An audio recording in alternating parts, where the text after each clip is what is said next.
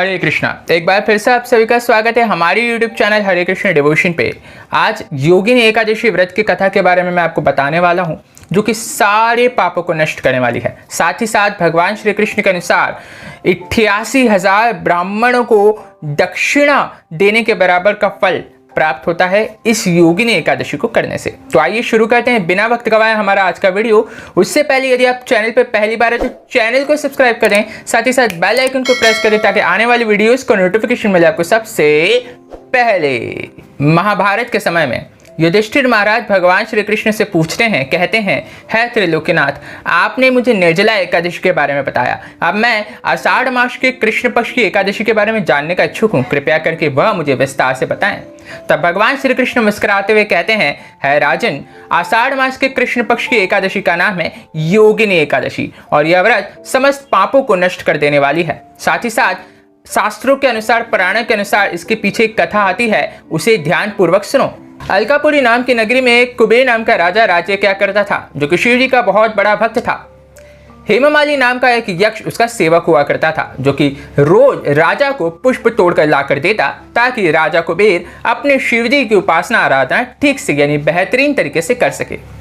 एक दिन हेममाली मानसरोवर के किनारे जाता है पुष्पों को तोड़ने के लिए। तभी उसको अपनी स्त्री का चिंतन आता है, जो कि बहुत सुंदर विजयालक्ष्मी नाम की उसकी पत्नी बहुत ही सुंदर स्त्री थी, जिसमें कामासक्त होकर वो अपनी स्त्री के साथ रमण करने लग जाता है। और इस भोग विलास में पूरी दोपहर हो जाती है। वो भूल जाता है कि उसे पुष्पों को लेकर अपने राजा के पास जाना था।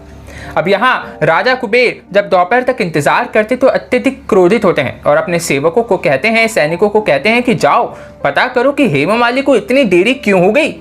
तब सेवक सैनिक हेममाली को ढूंढते ढूंढते देखते हैं, अरे ये तो अपनी पत्नी के साथ रमण करने में लगा हुआ है। वो यही खबर आकर तुरंत राजा कुबेर को बताते हैं।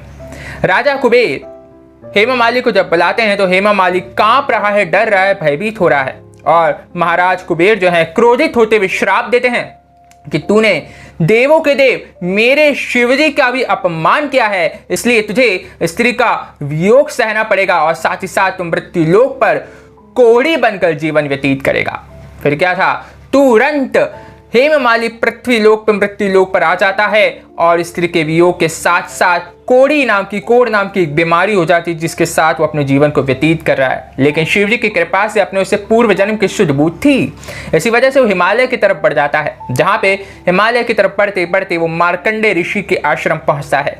मार्कंडेय ऋषि मानो एक दूसरे ब्रह्मा नजर आ रहे थे और उनका जो आश्रम था वो मानो ब्रह्मा का लोक नजर आ रहा था। मार्कंडेय ऋषि उससे प्रश्न करते हैं, तुमने ऐसा क्या अपराध कर दिया जो तुमने इतनी भयानक बीमारी को इस पृथ्वी पर व्यतीत करना पड़ रहा है। तो माली अपनी सारी कहानी सुना देते हैं कि मेरे साथ ऐसा ऐसा हुआ। अब ऋषि मार्कंडेय कहते हैं, तुम चिंता मत करो, आषाढ़ मास के कृष्ण पक्ष की एकादशी यानी योगिनी एकादशी के व्रत का पालन करो। इसको करने मात्र से निश्चित रूप से तुम पुनः अपने शरीर को प्राप्त हो जाओगे, स्वर्ग लोक की प्राप्ति करके भोग विलास का आनंद उठाओगे। फिर क्या था, हेममाली मार्कंडेय ऋषि के कहे अनुसार योगिनी एकादशी व्रत का पालन करता है। अगले दिन द्वादशी के दिन पारण करता है और ऐसा करने से इसके सारे पाप नष्ट हो जाते हैं और वो पुनः स्वर्ग की प्राप्ति करता है और अपने स्त्री के साथ आराम से अपने जीवन को व्यतीत करता है। एकादशी कोई भी हो, हमें हर एकादशी करना चाहिए। आप कोई अन्य व्रत करें ना करें, चाहे सोमवार का, बुधवार का, गुरुवार का, शुक्रवार का, शनिवार का, कोई भी व्रत करें या ना करें, लेकिन एकादशी का व्रत यदि आप नहीं करते हैं तो निश्चित रूप से आप पाप के भागीदार हैं। शास्त्रों के अनुसार एकादशी के दिन अन्न हमें बिल्कुल भी ग्रहण नहीं करना चाहिए। तो ध्यान रखें, अगर इस बार आप एकादशी नहीं कर रहे हैं, गलती से आप नहीं कर पाए, तो आने वाली एकादशी को आप रखना शुरू करें और भगवान श्री कृष्ण का हरि नाम कीर्तन, चिंतन, स्मरण सब कुछ करते रहें और भक्ति को प्राप्त करें। हरे कृष्णा।